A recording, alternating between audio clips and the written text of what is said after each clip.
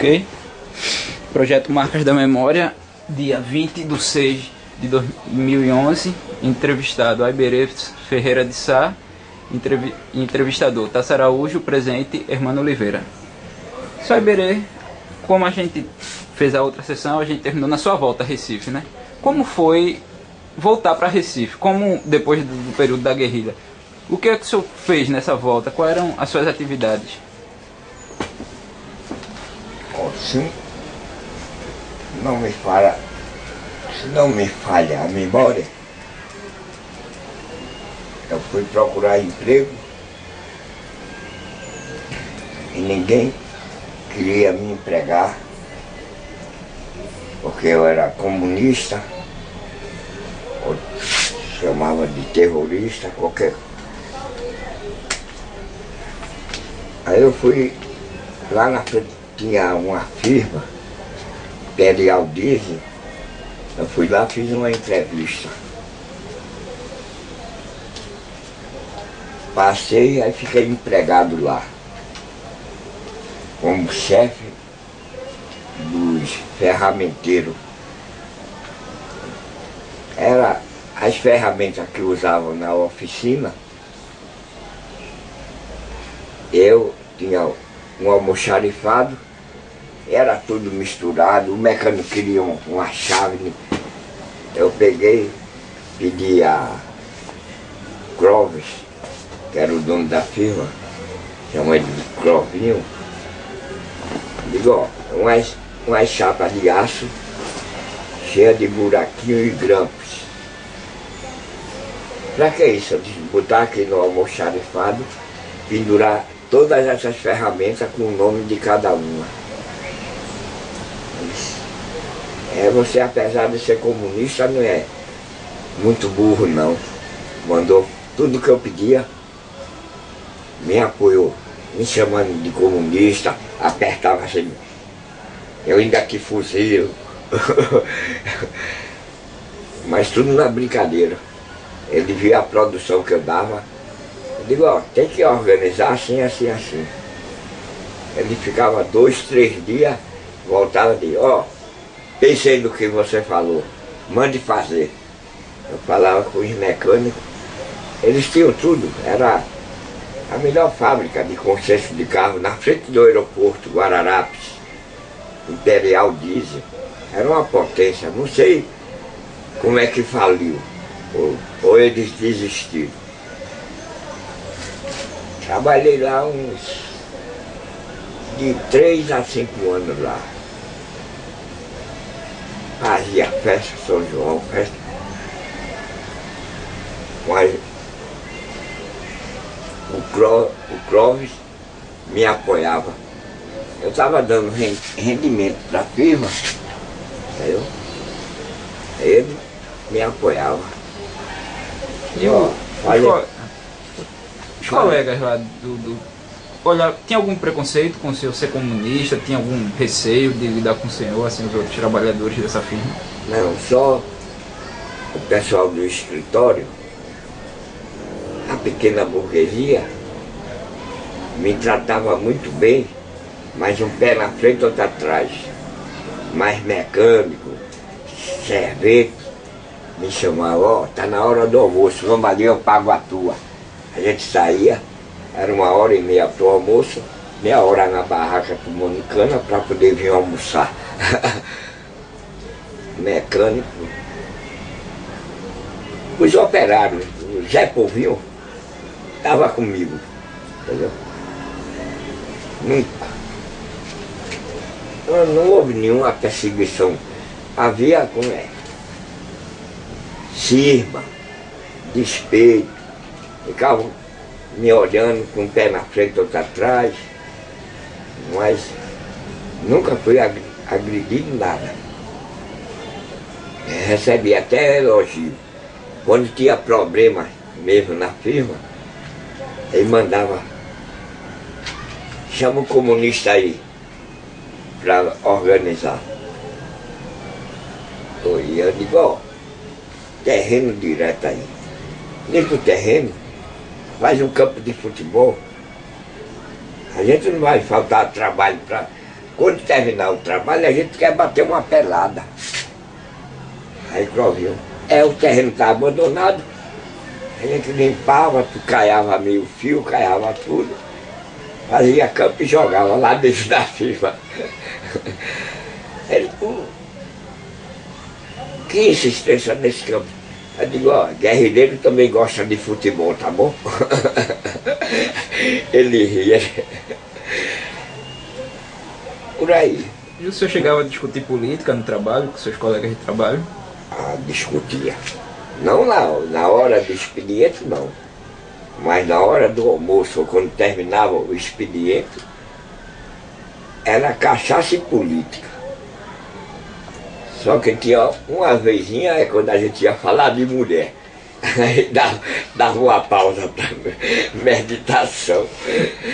O resto era futebol e política. Como organizar o time, não sei o quê. A gente foi jogar até em Caruaru. Eles pagavam tudo, ônibus, tudo. Eu não sei como sumiu essa firma. E politicamente, o senhor continuou trabalhando? Teve alguma causa política na sua volta? O senhor ainda continuou tendo contato com o Julião, com o Clodomir Moraes nesse período? Continuei. O senhor pode falar como foi? Eu voltei do Rio Grande do Sul porque, na prática, fui expulso de lá politicamente.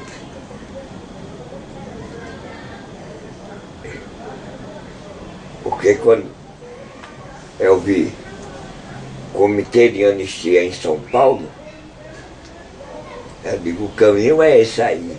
Não, senhor, eu estou perguntando na sua volta depois da guerrilha, no período da guerrilha. Ah, depois da guerrilha? Eu fui arranjar emprego nessa firma. Nessa firma. E politicamente, qual era a sua atuação? Eu continuava atuando no PORT, Partido Operário Revolucionário Trotskista.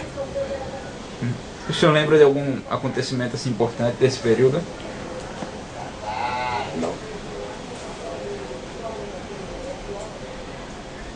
Não lembro. Das campanhas políticas? As campanhas... O senhor participou, trabalhou em alguma campanha, apoiou algum candidato? Apoiei. Apoiei, fazia comício em Jaboatão, em Prazeres, em Moreno. Qual era o candidato que o senhor apoiava nesse período? O senhor lembra? Oswaldo Lima Filho era candidato a senador. Foi um dos que eu apoiei. Julião, deputado federal. Apoiei. E para governador do estado, apoiei contra a minha vontade, apoiei Cid Sampaio. Porque o outro ainda era pior do que ele, João Cleófas de Oliveira. Apoiei Cid Sampaio. Entendeu? Só apoiou Cid Sampaio por determinação do partido? É uma frente única, né? Eu sei, a frente do Recife. E a verdade é que o partido tinha razão, que o PORT, o Partido Operário Revolucionário, não tinha força para sair com um candidato único tudinho. Tinha que fazer aliança, entendeu? Eu ficava contra, mas perdia na votação, e eu achava que depois de perder, tem que assumir. Quando eu ganho, aí não recuo. Quando eu perco, eu tenho que seguir o caminho que o partido determinou, entendeu? Aí eu fazia a tarefa do partido, contra a minha vontade, mas fazia. O senhor lembra quais eram as tarefas que o senhor fez nesse período na campanha de Cid Sampaio? Pichar muro, sair com o jipe falando, convidando o povo para ir para comício, onde ia ter comício, tudo. Me liberaram da firma, me deram um jipe, 2 alto-falantes e um motorista, e eu saía falando. Chegava no engenho, mandava parar tudo. tem comício hoje, na frente da Casa Grande. Assim a gente ia, onde dava uma brecha, a gente ia e fazia a tarefa. Mas por aqui pela área urbana ou o senhor chegou a ainda ir no interior, fazer campanha no interior? Não, nessa época era Jaboatão, Prazeres, Moreno no máximo. Mas outra época, quando saí daqui, aí fui cuidar do interior. Barreiro, Ipujuca, Tirerei, Rio Formoso. Entendeu? E depois da eleição de Sampaio, o que o senhor acha do governo dele? O que o senhor fez durante o governo dele? O partido arrumou algum espaço dentro do governo de Cid Sampaio? O senhor pode falar um pouco? Não, que eu saiba não. Um ou outro militante do partido era formado nisso ou naquilo, assumia cargo no governo. Mas defendeu o partido, Cid nunca defendeu. Também não perseguiu. Era ele ia deixar pra lá esses caras, entendeu? Nem apoiava, nem defendia, entendeu? Então nesse período vocês agiram com mais tranquilidade, o partido, na eleição de Cid Sampaio? Não houve prisão, perseguição, nada. Havia um rechaço, né? Uma cisma, que a gente a qualquer momento podia mudar de posição, entendeu? E nessa época a polícia ficou mais branda com vocês, as forças policiais? Ficou. Foi muito difícil com João Cleófas. O Cid Sampaio não. E com a Arraes liberou. Com a Arraes aí. E nessa época, durante o governo de Cid Sampaio, qual era a sua causa política? O senhor estava militando em que aspecto da sociedade? O senhor Eu militava nas ligas camponesas. Das ligas, eu passei para o PORT. Eu militava nas ligas. Era organizar sindicato em todo o interior. Com apoio das ligas, de Julião e do próprio Arraes. Mas durante o governo de Cid Sampaio, especificamente, o senhor participou de alguma agitação com as ligas, de algum evento, como é que o senhor viu, por exemplo, a desapropriação do Engenho Galileia? Como é que o senhor tem alguma recordação desses momentos?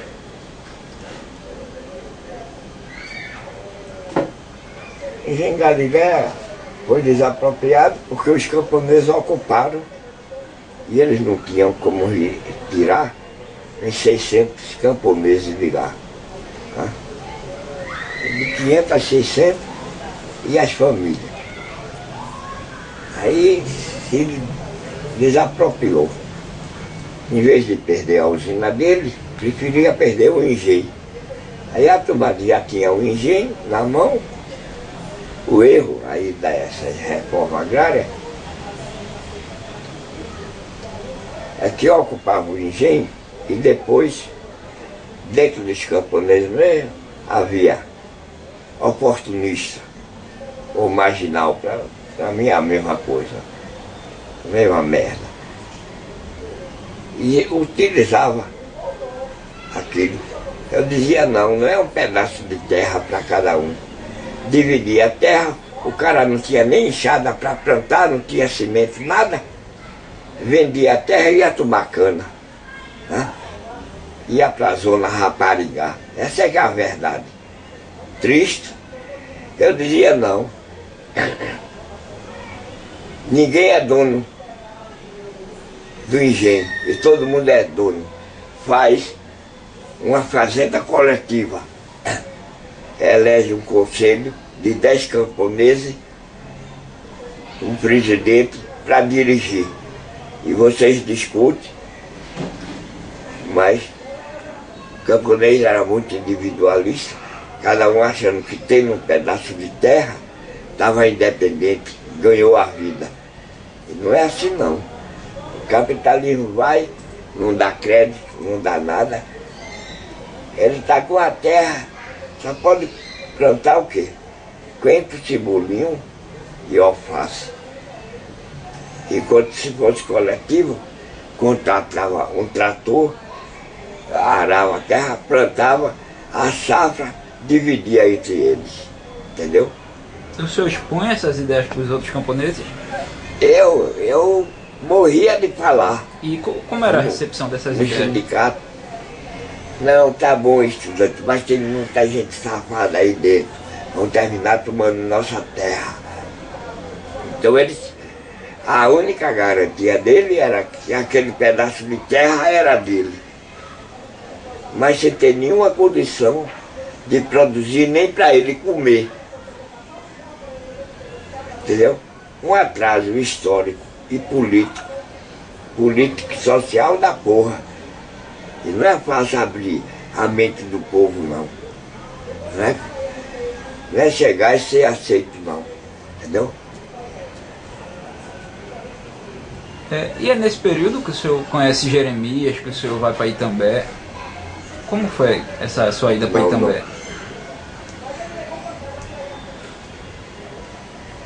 Não conheci Jeremias. Não, porque eu já vi foto. Julião me disse, ó, mandei um companheiro para Itambé. Paulo Roberto Pinto. É jornalista, chegou de São Paulo, mas quer trabalhar pela reforma agrária. E o sonho de Julião era fazer reforma agrária. Na lei ou na marra. Né? E Jeremias foi lá, fez um trabalho que nenhum revolucionário nesse país fez. Ele organizou o Conselho Camponês, organizou o sindicato, organizou tudo. Aí mataram o homem, de graça. Latifundiário da porra. Mataram. Aí quando mataram o Jeremias, aí eu deixei emprego, eu ia fazer vestibular para agronomia, que eu queria ser engenheiro agrônomo. Deixei, passei no concurso da Sudene, para ser funcionário da Sudene. Não fui assumir sindicato. Economicamente, me lasquei do primeiro ao quinto. Só que politicamente, eu penso que eu venci. E aqui estou tranquilo. Há quase 5, 8 anos, eu, minha esposa, minha filha e meu neto vivem isolados aqui. De repente aparece vocês, vem todo mundo querendo, porque esse livro das Ligas Camponesas Anistia, muita gente veio me procurar por causa desse livro, das Ligas Camponesas Anistia. Eu contei o que foi 25 anos de ditadura, né? E universitário, toda essa gente que tem um sentimento nacionalista ou comunista, socialista, gostaram do livro.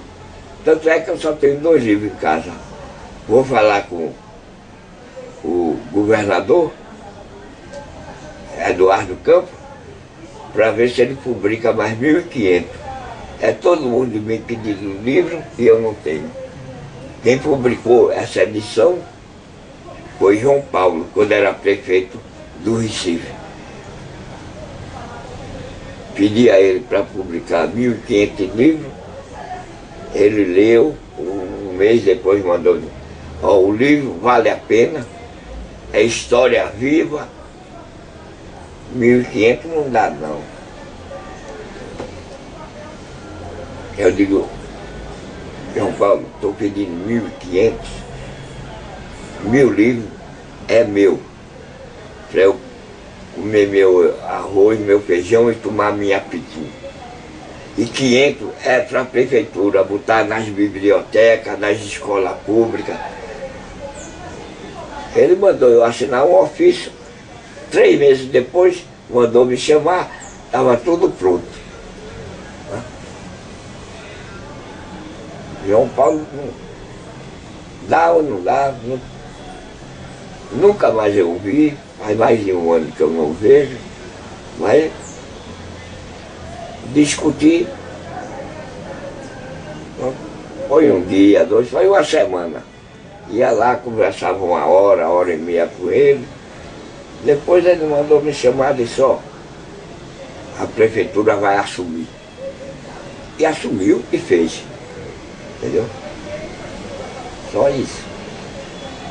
Ô, senhor Abirê, faltou fazer uma pergunta, todas essas sessões. Como foi que o senhor conheceu Dona Lenise? O senhor pode falar disso? Nós morávamos lá em Areias, um bairro aí, no Recife, na Vila dos Industriários. Eu era diretor do Industriário Futebol Clube, fundei o time lá com a turma, aí, e depois, só jogando futebol, trabalhando a semana toda, sábado e domingo era sábado fazer farra e domingo descansar, para na segunda começar. Nisso o senhor tinha quantos anos? Eu estava com 25, 28 anos. Não, nem 20 a 25 anos. Eu tinha saído do quartel do Exército. Aí eu digo, não, futebol só não dá. Aí fundei uma associação. Eu vi as crianças abandonadas, todo mundo. Fundei uma associação, ACA, Associação Cultural Areinense de Areias. ACA, Associação Cultural de Areias. Aí fui, mas não tinha nada. Todo mundo reunia no grupo escolar ou na minha casa. Eu discutia minhas ideias, aprovava aí como fazer. Não tinha nada. Eu digo, faz uma comissão aí. Vamos falar com o prefeito do Recife. Era Pelóquida da Silveira. Eu fiz uma comissão de 3 homens e 2 mulheres. Fui bater na prefeitura. Falei com o Pelóquida, mostrei o projeto, tudinho. Aí ele mandou fazer tudo isso. Ocupa a praça que tem lá, faça uma quadra. Mandou ajuda, mandou cimento. A gente fez tudo. Aí tinha lazer, tinha futebol de salão, tinha festa do São João, festa. E o grupo escolar lá funcionando. Entendeu? Então, através de Pelóquida, a gente fez todo esse trabalho lá. Eu deixei o Industriário Futebol Clube para assumir a Associação Cultural de Areias. Entendeu? E durou uns 10 anos. Formamos muita gente lá. Foi nessa associação que o senhor conheceu a Dona Lenise? Foi. Eu morava na rua Ipujuca, ela na outra parada da rua, ela morava na rua Oiticicalis. Aí ela entrou na associação, tudo, e via o trabalho, e gostou de mim, eu gostei dela. E não foi tanto amor sexual, né? É que tudo que eu estava fazendo, politicamente, ela era a minha secretária. Ela fazia ata, ia para passeata, fazia tudo. Aí terminou me ganhando. Não fui eu que ganhei ela não, ela me ganhou. Tudo que eu fazia, ela vinha e assinava embaixo. Aí pronto. Eu digo, estamos juntos um bocado de tempo, vamos juntar de uma vez. Aí juntamos. Foi por aí. Mas ela já era comunista também? Era simpatizante? Nada. Tinha um pavor. Aí eu disse, porque na minha família tem um bocado de comunista. Então eu já tinha uma experiência. Sabia que ia dar cadeia, cacete. Mas eu sabia que quando o povo conhece a ideia, o conteúdo, ele dizia, comunista mata a criancinha para comer, são canibais, tudo. Terrorismo psicológico. Aí eu ia e dizia, ó companheiro, vocês não sabem nem o que é comunismo. Comunismo é comum a todos. Se eu tenho direito a estudar, você tem. Se eu tenho direito a um prato de comida, você tem. Se eu tenho direito ao emprego, você tem.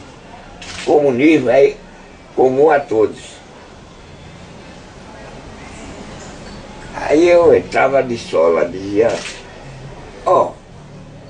aposto, tá? Eu deixo de ser presidente da associação. Se alguém me disser quem foi o primeiro comunista da humanidade. Ninguém dizia, eu dizia Jesus Cristo.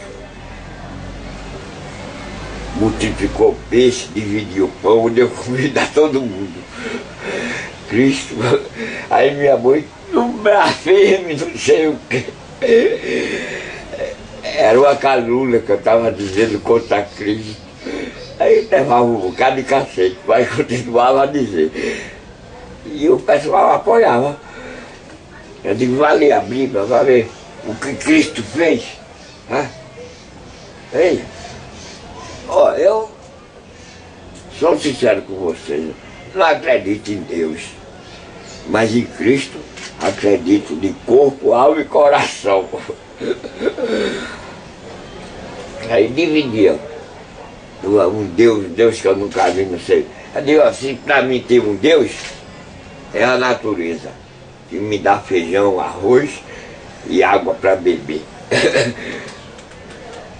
Meu Deus é Cristo, o outro é a natureza. Esse Deus que vocês falam, barbudo, não conheço. Conheci um, mas chamava de Moisés, não era Deus. Eu cortava a discussão, ia para o trabalho prato, entendeu? Para dar resultado. E dava. Sempre deu. Entendeu? E nesse período assim que o senhor está conhecendo Dona Helenise, qual foi a reação dela quando o senhor começou a falar sobre política, sobre comunismo para ela?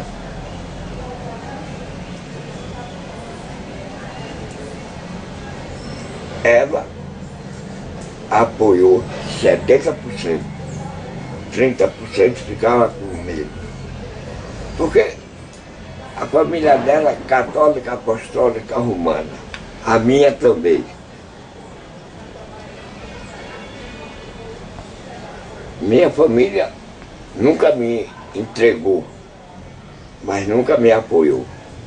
Quem me apoiava era irmão, tio, que era operário, tudo, mas a família mesmo, e meu pai. Meu pai vai em frente, tem que derrubar esse regime safado de capitalista. Você quer dar uma pausazinha? Só para tomar uma. Pronto, aí o senhor está falando do apoio que o senhor tinha na sua casa. Seu pai lhe apoiava, sua mãe não lhe apoiava, né? Como era lá? Era uma briga infernal.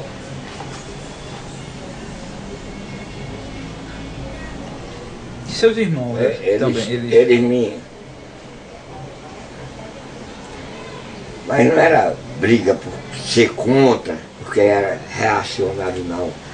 Era que via a hora de eu ser assassinado, entendeu? Ou ser preso. Então, era um medo da morte e da cadeia terrível. Mas meu pai dizia, não, vai em frente, meus tios. Tá bom. Ia para Moreno, 8 tios, tudo operário, uns comunistas, outros não. E os estudantes nunca prestou, né? É quando a gente reunia, e no calor da juventude, muita gente não sabia nem o que estava fazendo. Aí vamos em frente, e ia. Primeiro apoio coletivo que eu tive foi no meio estudantil. Aí depois tive apoio dos operários de Moreno e depois tive apoio dos camponeses. Aí toda essa gente, não adiantava a minha família estar contra, eu ia para o campo e todo mundo me recebia. Tinha rede para dormir, quando não tinha rede, tinha um monte de palha de feijão para ser batido para a gente comer. Aí botava um lençol, dorme aí, camponês. Eu dormia na palha de feijão. Lá em També, Serrinha. Era muito boa a vida. E também, o senhor passou por algum confronto assim contra capataz, com os donos de terra? Eles impuseram algum risco de vida? Não, eu penso por 2 motivos. Primeiro, os latifundiários, e ninguém fala isso. Os latifundiários perderam de 30% a 40% de sua força política, social e de repressão com a fundação das Ligas Camponesas, que não foi Julião que fundou. Os camponeses de Galiléia, ali junto de Moreno e Vitória de Santo Antão, é quem fizeram a primeira Liga Camponesa. Eles se reuniram e disseram: operário sem sindicato, tem isso, tem aquilo. A gente não tem nada. Vamos fazer uma Liga Camponesa. Era proibido ter sindicato. Isso aí deu até uma briga comigo e Julião depois. Porque aí fizeram as ligas, o latifundiário quis matar todo mundo, dissolver as ligas. Julião era deputado e advogado, foi lá, defendeu os camponeses, e o grande mérito de Julião disse: ó, fala com os teus amigos no outro município, no outro. A gente sozinho aqui vamos ser esmagados. Tem que fazer liga no estado todo. E as ligas saíram de Pernambuco, foram parar até no Rio Grande do Sul, que eu morei 5 anos lá e falavam nas ligas camponesas. As ligas tomou conta do país. Aí quando as ligas já estavam feitas oficialmente, mas não tinha nenhuma lei na Constituição brasileira em defesa das ligas. Só tinha lei para partido político e sindicato, tá? E ó, organização de classe. Aí eu falei: Julião, as ligas estão firmadas, mas não temos respaldo político e jurídico. E as ligas eram um movimento semi-clandestino, né? Digo, vamos transformar ligas camponesas em sindicato camponês. Julião, as ligas é a mãe de tudo. Mas agora você vê que o negócio de sindicato, eu digo, o sindicato está na Constituição Nacional. Aí onde eu atuava, eu ia como dirigente das ligas camponesas. Eu chegava lá e dizia, olha, vamos dar um passo adiante. Esquece as ligas e forma o sindicato. Aí saí fazendo sindicato camponês. E você lembra que ano foi isso? Hein? Em que ano foi isso? Antes do golpe de 60. Era de 58 a 64, a 62. Essa sua luta por sindicato, pelo sindicato, né? De 58, tem uns 4 anos de luta. E como era a recepção dos camponeses por essa troca? Porque eles já eram das ligas, eles trocaram com boa vontade, era difícil essa sua... Não, 30% ficava contra, mas 70% apoiava. Dizia assim, o estudante tem razão, a gente não tem direito nenhum, um governo do Estado, e os operários têm. Eu dizia, ó, operário tem o sindicato dele, e está na Constituição brasileira, é lei do governo federal. Aí eu explicava tudo. Aí ele já dizia, é melhor fazer sindicato do que liga. Aí foi quando o Julião se arretou, que a liga era a mãe de tudo. Eu disse, Julião, vamos botar o pé no chão. Era essa, mas fomos amigos a vida toda, mas divergências políticas, o pau quebrava. E os outros sindicatos rurais que se formavam, o que é que o senhor achava de sindicatos rurais da igreja, ligados à igreja, ligados ao IBAD? Era gente infiltrada para desmoralizar os sindicatos, entendeu? O senhor teve contato com alguém desses sindicatos? Em Padre Melo, ia lá em casa me chamar, minha mãe católica, o padre está te chamando para ajudar, fazer o sindicato com ele, não sei o quê. Padre Melo, não sei se morreu ou não morreu. Eu digo, isso é um fascista, está a serviço do capitalismo. Pode deixar que os camponeses sabem cuidar da casa deles. Os camponeses não precisam de padre lá não. Ninguém está indo se confessar não. A gente está lutando pela reforma agrária na lei ou na marra. Tá bom? Eu não ia. Ah, de merda. Porra.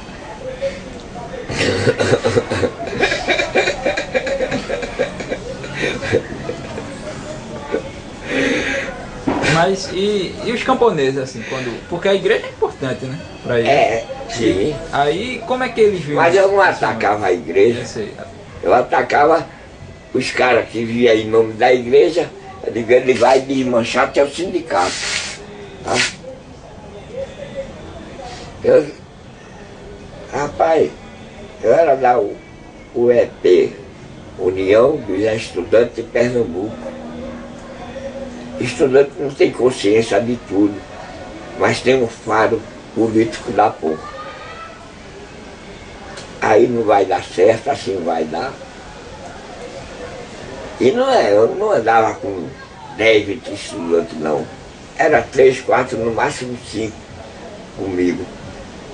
Mas chegava na escola de engenharia, fazia assembleia lá e dizia o que... E ganhava o apoio dos estudantes lá dentro, ali na rua do Hospício, escola de engenharia, não sei o que é hoje mais, o prédio está lá. Eu saía fugindo da polícia, me escondia lá. Eu estudava no colégio moderno. Quando apertava, eu ia para a escola de engenharia. E nesse período que o senhor passou militando no campo, o senhor sentia assim, a presença de gente infiltrada no sindicato? Assim, gente ligada aos latifundiários, às forças reacionárias?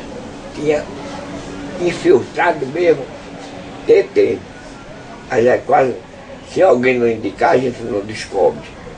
Agora tinha muitos camponeses sem ideologia política, entendeu? Se corrompia por dinheiro, por uma cachaça ou com medo da repressão, né?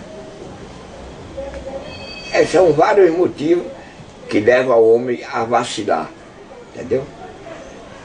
Mas o principal era a falta de consciência política, entendeu?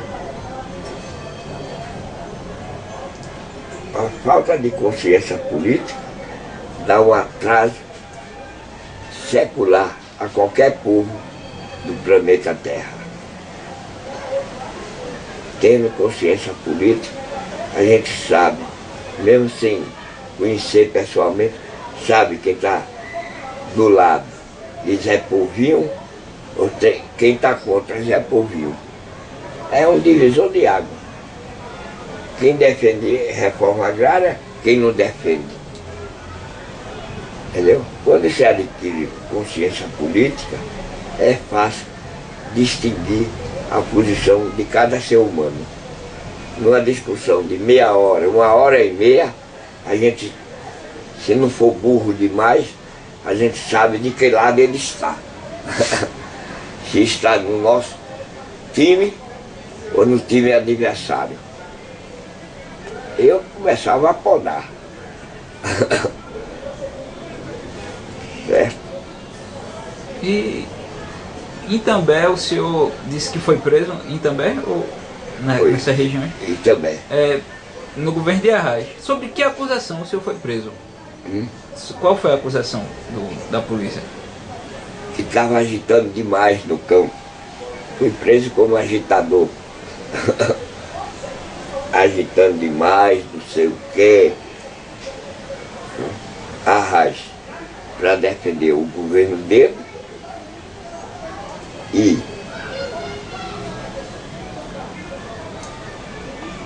para eu não ser assassinado como o Jeremias foi,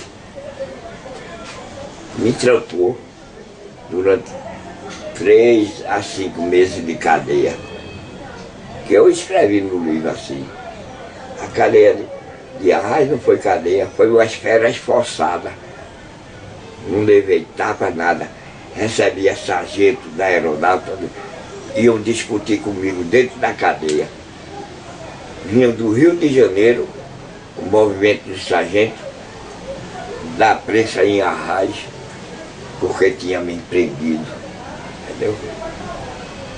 O senhor tinha sido jurado pelos latifundiários nesse período? Era recado toda semana. Diga aquele comunista safado que vão pegar ele na primeira esquina. Era uma ameaça atrás da outra, rapaz. Agora, se entrar em pânico, nunca mais. Sai de lá e não volta mais lá. Nunca mais. Eu não. Quanto mais eu me apavorava, mas eu dizia, é isso que eu dizia. Ó, mataram o Jeremias. O senhor não vão matar não. A gente mata esse filho da puta antes. Né? Me escondia na casa dele, me dava comida, dava uma rede para dormir. Quando não tinha rede, era na palha do feijão. Eu tinha uma proteção de Zé Povinho. Tá? Eu tinha proteção. Senão não estava vivo, rapaz. Não sou nenhum super-homem, porra nenhuma. Sou um ser humano igual a vocês. Entendeu? Só que das ideias, eu não abria a mão. E nesse período, o senhor andava armado? O senhor usava alguma arma para se proteger nesse período? Um 38 no curso, só para defesa pessoal, né? E durante assim os comícios, as ocupações, o seu trabalho político também, o senhor era acompanhado por capangas assim, os capangas Ele entrava no meio rondavam. dos camponeses e eu não sabia quem era. Só que os camponeses diziam, seu Miguel, eu usava o nome de guerra, Miguel, depois estava muito conhecido, eu mudei para Henrique. O camponês chegava, seu Henrique, vamos sair daqui.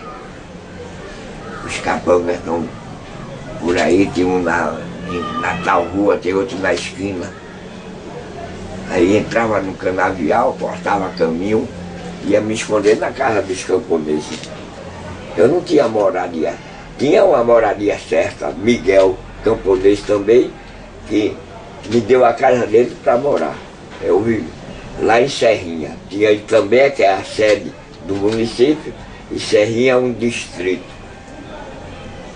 Só que para chegar em Itambé era muito difícil.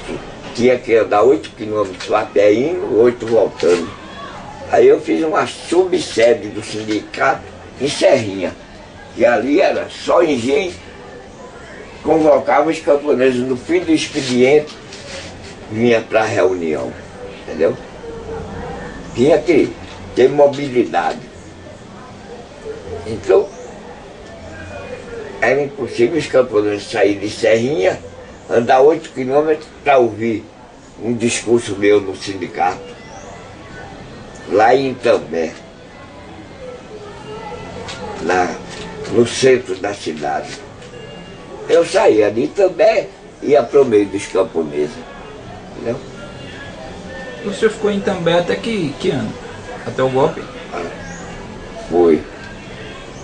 Não, até a Raiz me prender. Aí depois que a Raiz lhe prende, o senhor passa 5 meses, né? Que o senhor preso. Aí quando o senhor é solto, o senhor vai fazer o quê? Não. Disseram que se eu voltasse ao interior ia ser assassinado. Aí eu fui embora para São Paulo. Entendeu? Isso antes do golpe, né? Antes do golpe. Aí em São Paulo o senhor vai já com algum plano, com alguma missão política, ou o senhor vai... Eu via que ia sair o golpe. Ah, o senhor já esperava, né? O advogado das ligas, doutor Joaquim Ferreira, eu digo, vai sair um golpe militar da porra aí. Cheguei aí com a comissão falar com a Raiz.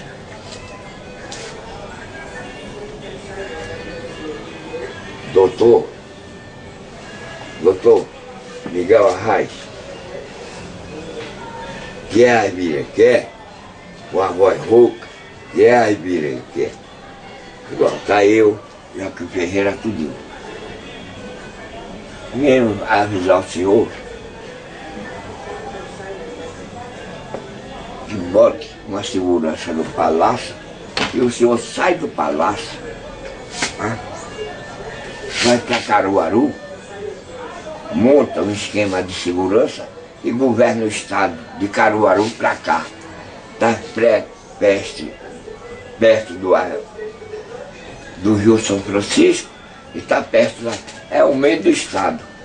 Fica lá, geograficamente, o senhor pode fugir para qualquer lugar. Não, você anda meio nervoso. Justino Alves Bastos é o comandante do 4º Exército, é meu camarada. Justino Alves Bastos pode ser seu camarada, seu amigo, ele vai cumprir ordem do Exército. Vai me prender. Ele não acreditou. Quando ele viu, os tanques cercaram o palácio, prenderam ele, botaram no derby, o povo ia lá pedir para libertar ele, aí mandaram ele para Noronha, para não ter manifestação na capital. Eu disse, isso não é a Ibirê que tá. Era eu, Joaquim Ferreira, Julião, era uma equipe da porra. A gente discutia e dizia, não dá para segurar. As ideias eram aceitas, mas não tinha meio de sustentar contra a arma, fuzil e metralhadora no peito da gente. Era, se a turma tem arma, era revólver, guerra civil. Era guerra civil, não tinha outra saída.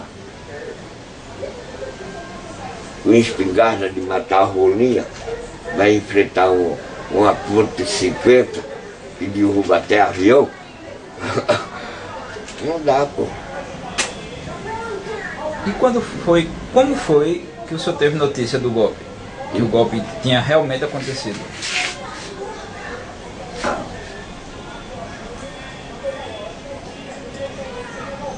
Eu fui na casa de Joaquim Ferreira, tinha chegado de Sirinhaém, de Itambé. Quando passei na pracinha do Diário,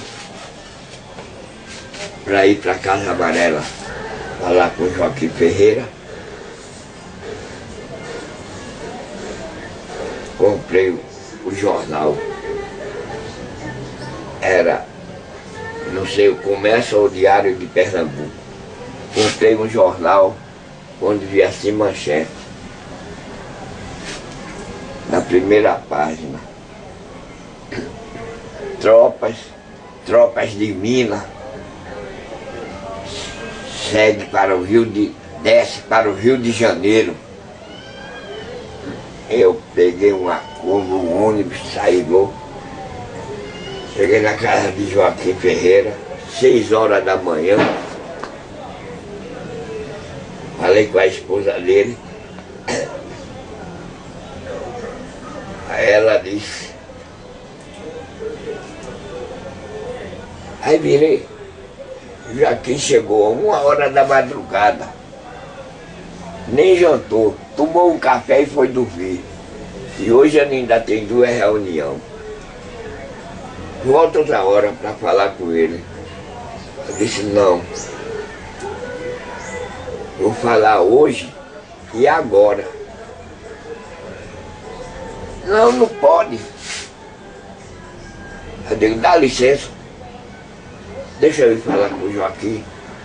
E ela me pediu na porta da casa dela. Não, não entra, volte mais tarde.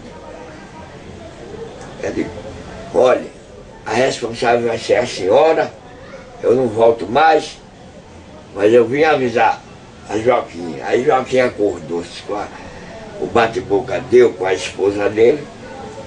Que é? Ei. Eu digo, sou eu, Joaquim. Entra aí, virei. Entrei, ele estava de cueca na cama, coberto com lençol branco, que é golpe militar está na rua. Eu disse, oxe, endoidou. Eu digo, rapaz, o golpe, a gente vem discutindo isso há 5 meses, que vinha o golpe militar. E agora eu digo que está na rua, você pergunta se eu estou doido. Aí abri o jornal na cara dele. Tropas de Minas desce para o Rio de Janeiro, para depois o jogo lá. Ele pulou da cama. Vamos, desce mais cada um para suas bases, mobiliza os camponeses, greve geral. É greve geral. Aí saiu eu, Joca, fomos no sindicato, dos bancários, avisamos. Aí eu fui para a rodoviária, fui em casa, pedi dinheiro a meu pai para viajar até Itambé. Meu pai deu o dinheiro, quando eu venho, a rodoviária com a polícia tudo lá. o Palácio Seca. Aí eu fugi. Fui parar em João Pessoa. E lá pra porra, dá não. Aí quando eu vejo, né, pelo raio, escutando tudo. A raio, depois tá preso, o jogo lá caiu. Pronto. E quem lhe deu guarida lá em João Pessoa? Hein? Quem lhe deu guarida em João Pessoa? O partido, PORT, Gilvan Rocha. Esse PORT é da Quarta Internacional. A gente tinha partido no México, na França, na Alemanha, na Europa. PORT, Partido Operário Revolucionário, na Argentina, no Uruguai. Então quando a turma sabia que algum companheiro estava em perigo, mandava algum dinheiro, mandava alguém para ajudar. Mandaram o Diego, o argentino, veio me ajudar. Depois mandaram o Gustavo. Mandaram, deslocavam, vai ajudar o Aibier lá que está em perigo. Mas isso ficou na casa de quem? Em João Pessoa eu fiquei, aluguei uma casa de taipa, coberta de palha, de coqueiro, que eu chamava Casa da Bruxa, e fiquei morando lá. E tinha Gilvan Roça com casa, com apartamento. Mas eu não ia ficar na casa de ninguém. Eu caía o dono da casa. Eu digo, não, aluga um barraco para mim. Ficava eu e Denise sozinhos. Eles iam lá para me dar comida, dar dinheiro. Ficamos escondidos lá, na fronteira entre Paraíba e Pernambuco. Logo entrando na cidade de João Pessoa. Era um casebre nojento, eu chamava Casa da Bruxa. Mas era onde tinha que ficar. Tinha local bom, eu vou jogar a vida dos outros, sabendo que estão querendo me matar, vou matar os outros. Por aí. Nesse momento, Lenise, ela já é do partido? Já. Já? Como é que foi que vocês entraram no partido? Ela pediu para entrar, eu votei contra, digo não. Quer me acompanhar, acompanha como companheira, tá bom? Nada de partido. Ela sempre foi rebelde, ainda é, infelizmente. Ela foi e falou com a direção do partido, que fazia 2 meses que queria entrar no partido, eu não deixava. O partido me chamou e disse, que militante merda é você? Você está dirigindo o partido e não deixa a companheira entrar. Aí votaram contra.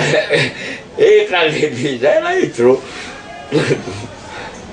Entrou e não saiu. Eu sei que meu voto foi contra. Até que o partido disse, cai fora. Ela entra. Por aí. E lá na Paraíba, o senhor mesmo escondido, tinha alguma atuação? O senhor só continuava lá escondido? Escondido.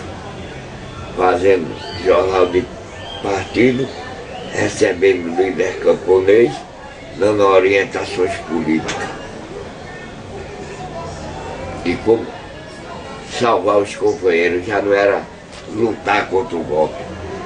Era onde arranjar dinheiro e comida e esconder. Várias lideranças camponesas. Pedro Teixeira foi assassinado, Elizabeth, a esposa dele, ficou no lugar dele. O senhor conviveu com o Pedro Teixeira? Hein? O senhor conviveu com o Pedro Teixeira? Não, conheci a esposa dele. Não, porque Pedro Teixeira, a gente era muito visado. Então mandava recado um para o outro. Vocês comunicavam, né? Se comunicava. Mas para juntar a turma, eles iam eliminar a equipe toda. Aí a gente trabalhava por informações de gente de nossa confiança. Mandava um mensageiro do partido, saber como Pedro estava, e Pedro mandava a gente saber. Era assim. Não era nenhum militante. Era camponês de confiança, conhecia a nossa luta e lutava com a gente, mesmo sem consciência política. Aí ia dar o recado, um tal de Miguel mesmo, camponês, pediu a casa para morar, morei 5 meses na casa dele, me dava arroz, feijão, café, milho, pamonha, cuidava de minha vida. E na Paraíba o senhor fica quanto tempo lá nesse esconderijo? Fiquei 1 ano e meio, 2 anos. Por que o senhor saiu de lá? Como é que o senhor saiu de lá? Saí porque vi que não havia condições de retomar o sindicato, de fazer um trabalho político. Eu estava vivendo clandestino e não isolado do partido. O partido nunca me abandonou, mas isolado do povo. Tá? Não podia andar, ir no comício, andar em praça pública, nada. Vivendo clandestino. Então vim para Recife, pedi dinheiro, fui para São Paulo. Digo, no Nordeste não está pequeno para mim.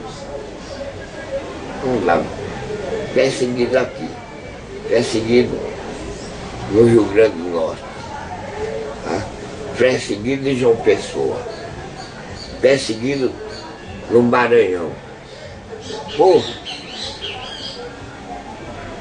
eu ia jogar minha vida no lixo e arriscar um bocado de companheiro. Eu digo, vou embora para São Paulo. E aí fui reorganizar minha vida em São Paulo. O senhor foi para que cidade de São Paulo? O quê? O senhor foi para que cidade de São Paulo? Fui para Osasco, vizinho com São Paulo, uma cidade industrial. Lá foi que eu conheci Capitão Lamarca, Barreto. Como foi que o senhor chegou a conhecer Lamarca, Barreto?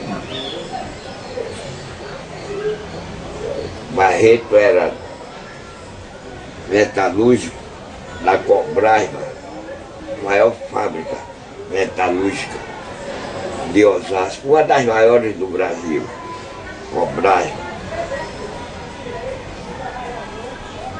E o partido tinha ligação com o presidente do sindicato, José Ibrahim, e há 22 anos. Aí o sindicato perseguido, Ibrahim ia lá e dizia, ó, temos que fazer reunião do sindicato. Vai se reunir no sindicato, vai tudo de cana. Dá para reunir na tua casa? Digo, vem. Eles não querem. Você dirige o sindicato, então faz Da pausazinha, né? Faz do meu. Pronto. O senhor estava falando de como conheceu Lamarca, como conheceu Barreto. Como foi que o senhor se inseriu nesse movimento? Eu saía do escritório de contabilidade, eu trabalhava lá, e ia para um bar vizinho ao escritório. 5 horas largava, e bebia até 5h30 no bar. Aí chegava, vinha os colegas, vinha descendente de japonês, fugiu. E quando eu peguei confiança do pessoal, terminou entrando para um partido o dono do escritório, que era advogado, doutor Lívio de Souza Melo, a esposa dele também é advogada, Edna Rodolfo, entrou para o partido, o Gilmore, descendente de japonês, entrou para o partido. Aí pronto, a gente tinha uma cela, um grupo em Osasco arretado, ligado com José Ibrahim, Barreto e Lamarca. Era time da pesada, viu? Por aí a gente ia desenvolvendo o trabalho. E vocês atuavam junto aos operários só ou outras classes? Também assim, os operários da indústria siderúrgica ou de outras indústrias também? Não, em todas as fábricas de Osasco, a gente organizou comissões de fábrica, entendeu? E 70% das fábricas lá organizamos, que é o cachorro. Não, isso é Dona Lenisa. Não é cachorro.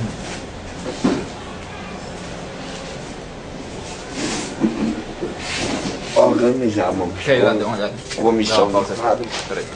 Ah, você estava falando do sindicato que o senhor estava... Sim. Através do sindicato a gente saiu formando comissões de fábrica, né? Para poder organizar a greve de Osasco. Vai lá, vai. Vai lá, vai. Depois de uns 5 meses,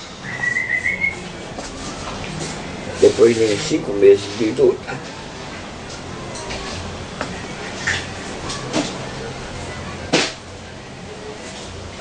,60% das fábricas estavam organizadas. Aí disseram, vamos parar. Para e ocupa as fábricas todas aí. Se a polícia for quebrar o pau, vocês avisam que quebra as máquinas.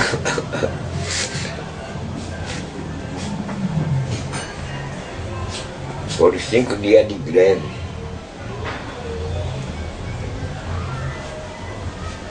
Ganhamos a greve, os operários ganharam 15 a 20% de aumento no salário. Eu ganhei 5 anos de cadeia. Como foi essa sua prisão? Lhe prenderam em Osasco? Foi. O senhor pode falar como foi? Quem lhe prendeu? Teve algum oficial que lhe prendeu? Como foi a situação? Prenderam na minha casa, que a gente chamava de AT, aparelho técnico. Era onde eu editava o jornal Frente Operária.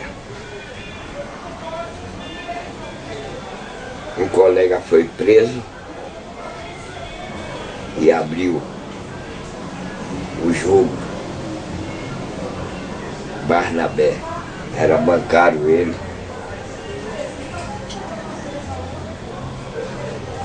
Aí saiu entregando todo mundo. A polícia cercou e me prendeu. Acendeu? Ótimo. Não pode falar porque eu fiquei com medo que o cachorro batesse no pedestal. Leva, não perturba aí. Aí, fui preso, tortura, pau de arara, choque elétrico, afogamento, essas merdas. Quando tem. E todo mundo que foi preso de 30 a 50 pessoas, operário, militante. Mas com 6 meses, 1 ano, soltaram todo mundo. Mas Mas os que eles achavam que era cabeça, não. Foi 5 dias de greve, eu ganhei 5 anos de cadeia. O senhor ficou preso aonde? Lá na Penita, que é uma pena ser preso ali. Filha da puta, cadeia, filha da puta. Penitenciária de São Paulo. Ela se chamava Penita.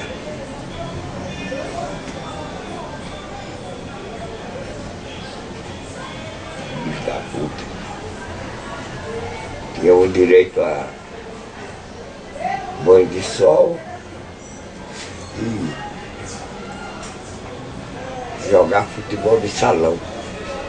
Só isso. O resto era xadrez.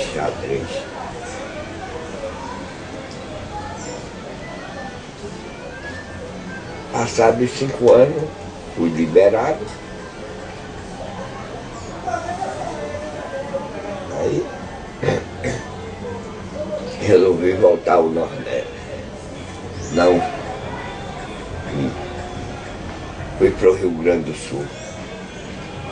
Lá no Rio Grande do Sul, isso eu já falei. Fundei o comitê de anistia, onde estava tudo organizado, eu trabalhando lá numa fábrica. O pessoal se reuniu, mandaram eu voltar para o Nordeste.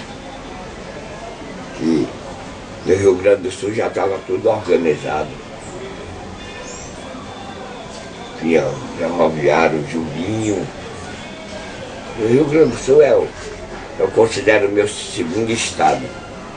A turma bota pra quebrar. Mas me mandaram para organizar o Nordeste. Aí eu vim, fundei o comitê de anistia em Pernambuco. Pronto. Aí foi quando a ditadura foi abrindo as pernas. Figueiredo deu um murro na mesa, ou abro ou eu arrebento, que o pai dele tinha sido perseguido político, parece por Getúlio Vargas, tirou umas cadeias. E Figueiredo prendendo comunista e depois deu um remorso por causa da vida do pai dele. Então ele deu um muro e não virou, ou abro ou arrebento. Terminou assinando uma anistia, solta essas porra todas aí. E para mim não foi posição política, foi uma posição de remorso. Ele vendo que o pai dele era general também, e nunca saiu batendo em operário, matando, torturando. E ele estava comandando um grupo de tortura. Mas o senhor chegou a ser preso em Pernambuco? Hein? Durante o período militar, o senhor foi preso em Pernambuco? Não. Só em São Paulo? Só em São Paulo. De São Paulo foi para o Rio Grande do Sul. Só vim para aqui quando a ditadura estava no poder, mas dissolvida. Social e politicamente. Estava dissolvida. Eles já não tinham força de perseguir, prender, torturar, já não tinham.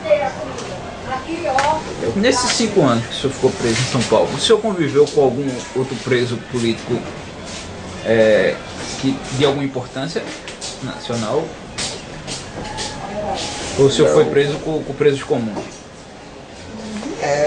Fazia amizade, não, eles isolavam os presos políticos dos comuns. Só que eu fazia amizade com os presos comuns na hora do futebol de salão, do banho do sol, conversava com todo mundo.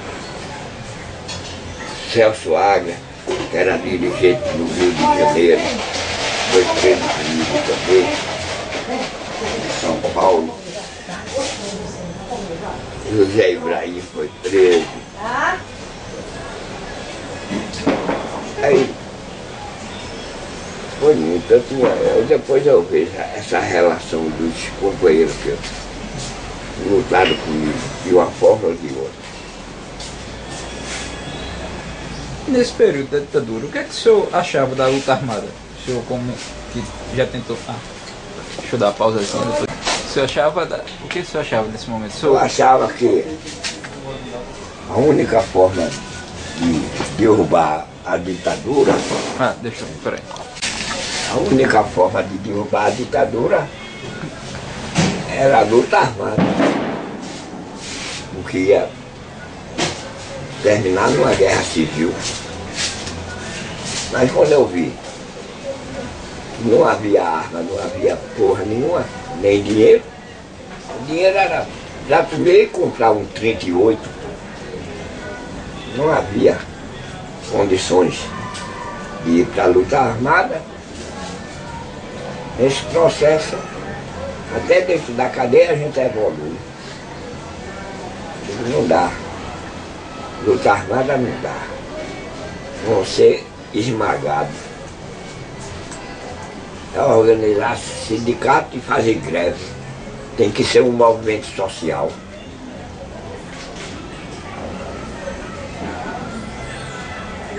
Dizia, eu digo, não dá nem guerrilha, porra nenhuma, ou guerra civil ou nada.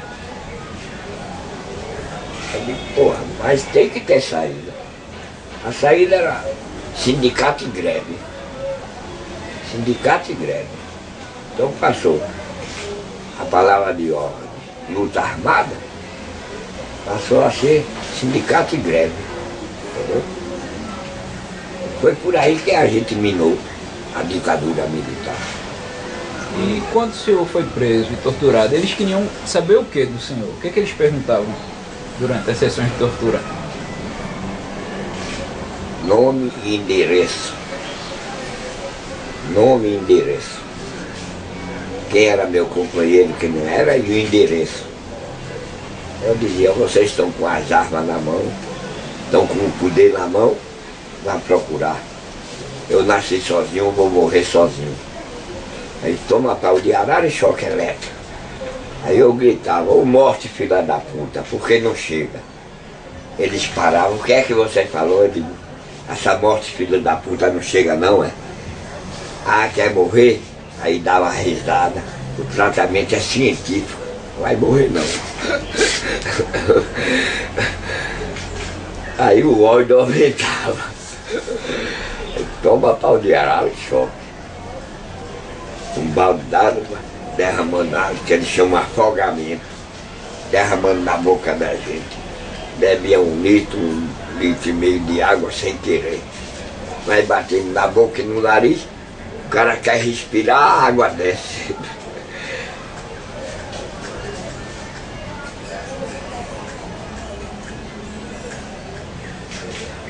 Aí, né? Desespero de causa, eu dizia, porra, Olavo resistiu, Fulano resistiu, Rui resistiu.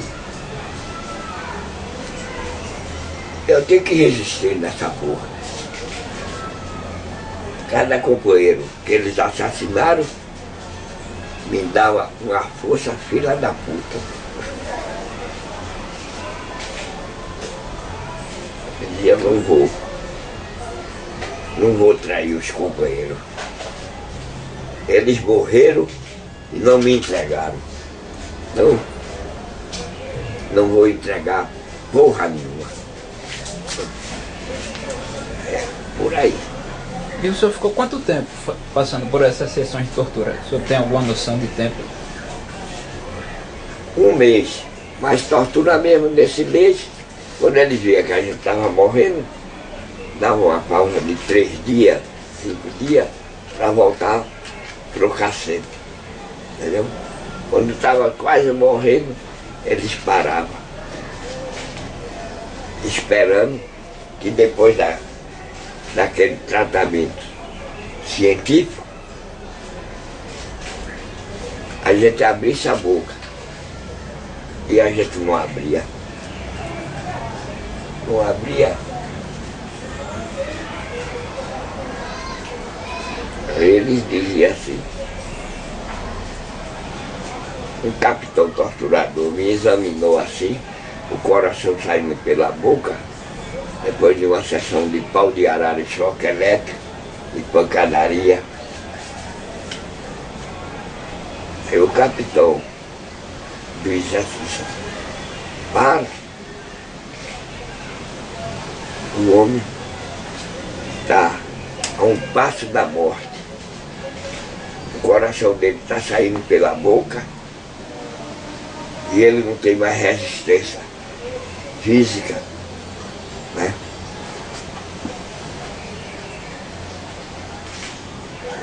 E os torturadores, esse puto não tem resistência física para segurar a vida, agora tem resistência física para não falar. Vamos continuar. O capitão disse, continua, vou fazer meu relatório e dizer que vocês assassinaram o homem na tortura. Aí foi embora, mandaram o capitão a merda. Mas depois que o capitão saiu, eles pararam. Me jogaram no xadrez, tinha mais 5 presos políticos, eu só de calção, caído lá. Aí corre todo mundo para me socorrer, dar massagem. O que é que eles querem? Ele quer nome e endereço. É de uma filha da puta. Falasse. Eu digo, eu não. Boa. Molha da puta que pariu. Boa. Não falou mesmo, não. Não falei. Aí o carinho era maior, da aguinha, da massa. Tinha para ali uma médica, era médico, aí cuidava de mim, era médico. Vive em São Paulo, tá vendo? Paulinho, uma médica, era médico e comunista. Cuidou de minha saúde na cadeia o tempo todo. Até hoje somos amigos. Por aí a história. E quando foi que eles perceberam que o senhor não ia falar e resolveram prender o senhor numa prisão normal? Quando esse médico disse que eu estava à beira da morte. Aí eles resolveram me colocar entre os presos políticos. Aí daí em diante, só sofri ameaça, mas porrada, a tortura parou. Parou. Só tirei tempo de cadeia. Com direito a banho de sol e jogar futebol de salão.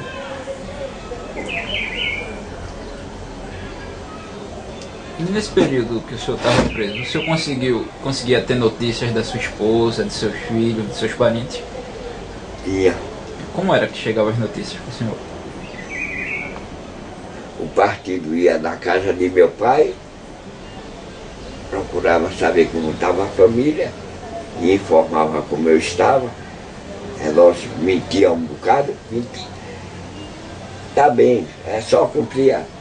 Parou a tortura, parou tudo, e a família ficava feliz, tranquila. Eu digo, acalma a minha família lá. Acalma a minha família lá no Nordeste. Eles vinham e diziam que eu estava no Mar de Rosa. Tudo mentira, mas era uma ordem minha. Senão a família estava em desespero de causa.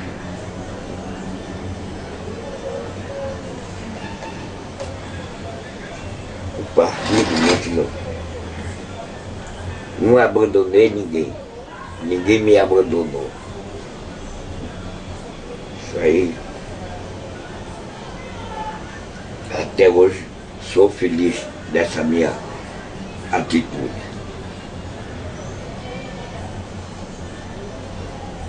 Olavo, antes de morrer, sei lá, um ano antes dele ser assassinado na tortura,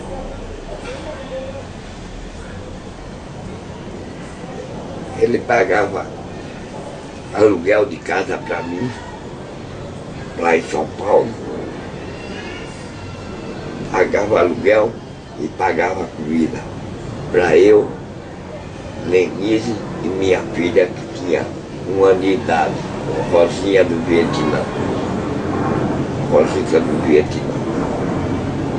Aí eu lá dizia, saía para o trabalho, ele era gerente de uma fábrica, formado, era engenheiro químico, cara arretado, baixo, louro como você. Dizia, Miguel, só te peço uma coisa, eu estou me lascando no trabalho, mas o mimeógrafo está aí, o papel está aí, organiza o jornal do partido. Você não é jornalista? Então faz um jornal. Que Lenine já avisou a gente que o jornal chega onde a gente não pode chegar. Então faz um jornal e solta pro povo. O jornal chega onde a gente não pode chegar. Lenine, quando fez a Revolução Soviética, avisou a isso. Avisou a todo mundo, vamos fazer jornal. E eu cumpri as minhas tarefas. E eles não me abandonaram. E como esse jornal era distribuído? Hein? Como o jornal era distribuído? Como que vocês À levavam o noite a jornal? gente saía, jogava por baixo das portas, nos barros. Mas era um partido, era uma equipe. Tirava 100 jornal todo mês, papel ofício, passava no mimeógrafo, grampeava e soltava debaixo da porta dos operários. Saía soltando por aí. E espalhava. Aí os operários via que tinha alguém resistindo, entendeu? E não estava parado, porque rádio nada funcionava, mas o jornal funcionava. O operário ia mostrar, ó, o pessoal está trabalhando. Por aí. E como é que, o que é que o senhor escrevia no jornal? Qual eram Eu as escrevia matérias? um artigo ou outro. A maior parte, quem escrevia era o dirigente da quarta, J. Posadas. E todo militante, quem soubesse escrever, o assunto não era namoro, era política. Política ou problema social, ou para dar ideias de luta. Aí a gente ia pegando, e a minha esposa batia o estêncil, eu rodava, grampeava e dava para os companheiros. Eles saíam soltando em barro, em fábrica, saía por aí. Alguma matéria que o senhor escreveu teve alguma repercussão mais do que as outras? Assim, alguma matéria que o senhor lembre que causou mais impacto? Lembro não. Mas em geral era aceito.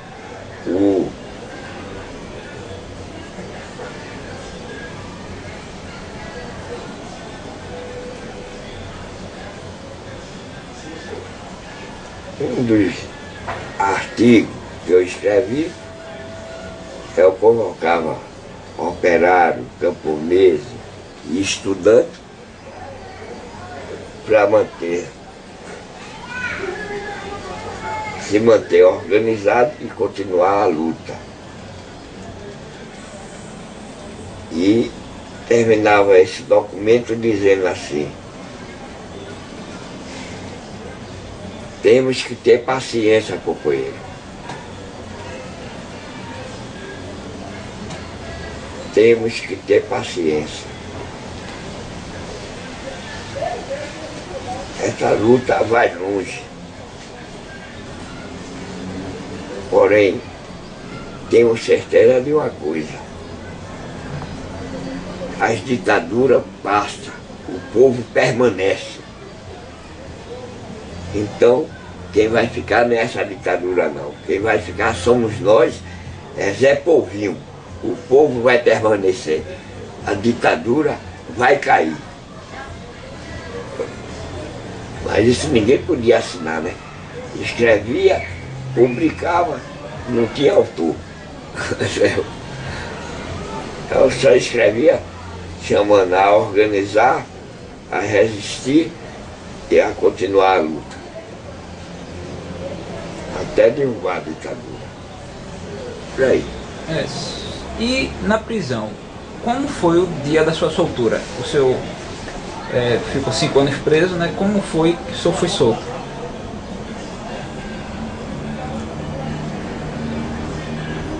Eu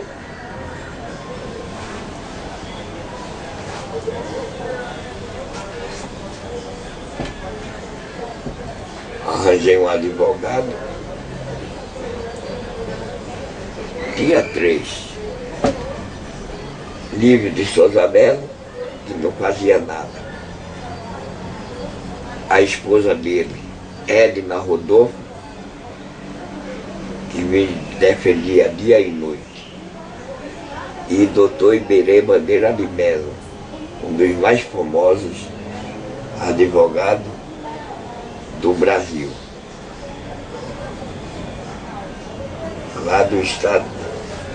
E ele viu minha história, preso, o terrorista Iberê de Sá. Ele saiu pesquisando. Eu nunca tinha visto esse homem, nem sabia que ele existia. Ele foi bater na cadeia, pedindo para me visitar. Aí chega o carcereiro, ó, tem um advogado aí, doutor Iberê, quer falar com você. Eu disse, não, eu não conheço o doutor Iberê. Não conheço. Primeiro, eu não confiava em nada que os caras me falavam. Segundo, eu digo, como é que parece doutor Iberê, que eu nunca vi falar nem o nome dele. Ele disse pelo jornal, viu minha história. Vamos dar uma pausazinha. O senhor está falando do Iberê. De lembrança Iberê, viu? Uhum.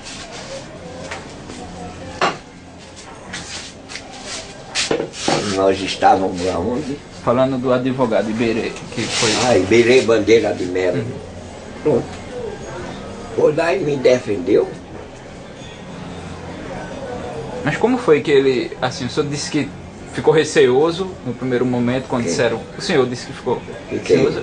Como foi que ele fez para quebrar o seu receio? Como foi que o senhor começou a confiar nele? Não, eu não confiei no policial que veio dizer... O policial veio dizer que tinha um advogado e falou, doutor Iberê está aí, quer falar com você. Troca de roupa e vamos lá para a sala de visita.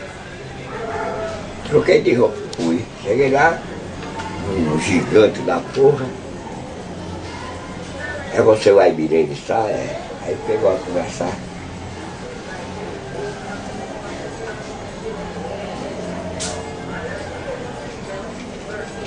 Eu vi tua história no jornal e teu nome parece o meu. O teu é Aibirê. Eu digo, é Aibirê.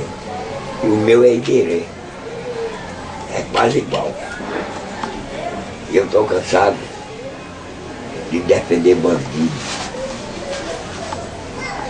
E como eu penso que você é um homem, eu queria te defender.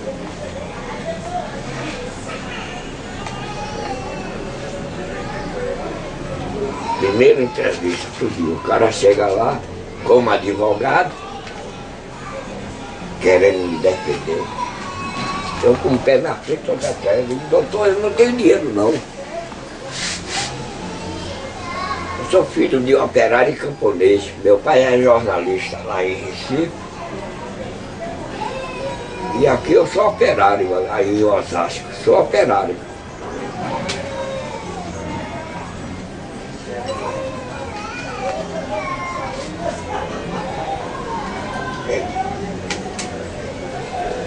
Ô companheiro, eu falei em dinheiro, eu falei que vim te defender. Quero saber se você aceita ou não. Eu digo, mas eu não tenho dinheiro para lhe pagar. Ele disse, o dinheiro a gente resolve. Eu digo, como? Ele disse, eu estou confiando em você. você vai ter que confiar em mim. Eu disse, como, doutor? Como, doutor? Depois a gente vê, ele me levava para jantar quando eu saí da cadeia. É amigo até agora. Mas aí ele, ó, todo mês você assina um recibo que está me pagando 500 cruzeiros por mês. Eu assinava um recibo que era para pagar o advogado. E ele ia arquivando. Nunca me cobrou um tostão. Ia lá e me dava, ó, compra teu lanche da semana. Era cruzeiro ainda. Dava 10 cruzeiros, 5 cruzeiros. Veja, compra teu cigarro. Assim. Pronto. E me defendeu pra valer. A Edna Rodolfo é que dançou. Edna. Quando eu for preso, eles vão bater aqui no teu escritório de contabilidade. Você diz que eu era diretor do escritório porque mereci o cargo. Diga a eles que eu dirigia teu escritório porque mereci, que eu entrei como servente naquela porra. Eu terminei como diretor administrativo do escritório de contabilidade Souza Melo. E por quê? Porque eu olhei, era o escritório de contabilidade mais organizado de Osasco, mas era um escritório só, eu digo, Lívio. Ó, é muito bom esse escritório. Você tem de 30 a 50 funcionários. Desses 30 a 50, tem 10 de tua confiança. Sai comprando escritório e dando para cada um dirigir. Você dá 49% para ele do escritório, o lucro. E 52% é seu. Você tem a maioria. Se sacanear, você na justiça ganha. Você tem a maioria do capital do escritório. Dá 49% do escritório para ele, fica com 52% para você. Ele deu escritório para Neide Grandino, deu escritório para não sei quem, aí comprou um escritório para mim. Quando ele veio dizer que comprou um escritório para no próximo mês eu assumir, eu fiz a greve de Osasco, fui cana. Foi embora escritório, foi embora liberdade, foi embora tudo. E ele ficou com a rede, tomou conta. Eu digo, ó, faz uma multinacional de contabilidade. Aí ele fez mesmo. Puxa uma cadeira e senta no chão.